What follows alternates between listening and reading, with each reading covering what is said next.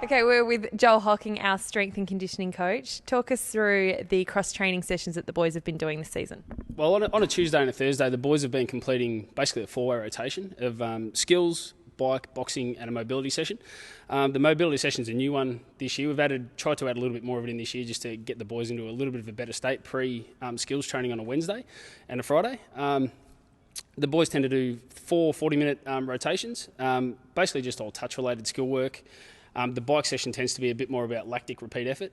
The mobility session's obviously basically just 45 minutes of just getting their body back into a state that's actually going to put them at the least amount of risk to hurt themselves for the upcoming session. And boxing session done with Tim Smith, who takes them through a fair bit of technique work, because obviously we want to make sure guys aren't at risk with shoulder problems or maintaining any issues with shoulder injuries, and making sure we get a little bit of work in there as well. So today we headed into the pool for our boxing session. Is that something new? Yeah, not so much a boxing session per se, but more just a bit of a mix-up on what we normally do with our session.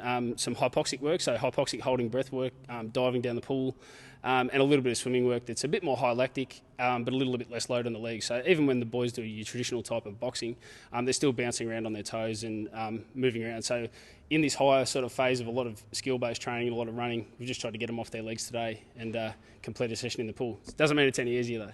So the boys have said that the past fortnight has been some of the toughest weeks on the track that they've had. What kind of things have they been doing? Well, the focus going into January and February is obviously preparing for games, and our skill work's really ramped up quite a bit. So hence the reason why our off-legs work on Tuesdays and Thursdays really dropped right off.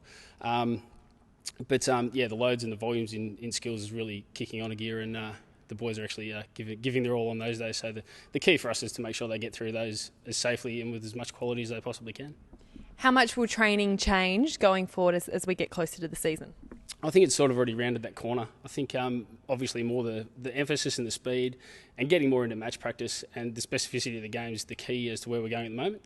And everything else is sort of taking a back seat and just making sure it's more about recovery as opposed to really stressing out their system and putting them at a little bit of risk on a Monday, Wednesday, Friday with their main sessions. But the boys are tracking really well. Have you noticed any changes from how they were at this time last year compared to this year? Not that this time of year is really hard for all players at every club. It's where they're really starting to push on. They're really working hard, getting themselves ready for games. So not a great deal of difference in terms of how hard they're working, but the boys, they're definitely recovering really well and their spirits are really right up, so it's good. Thanks very much, Joel. No problem. Thank you.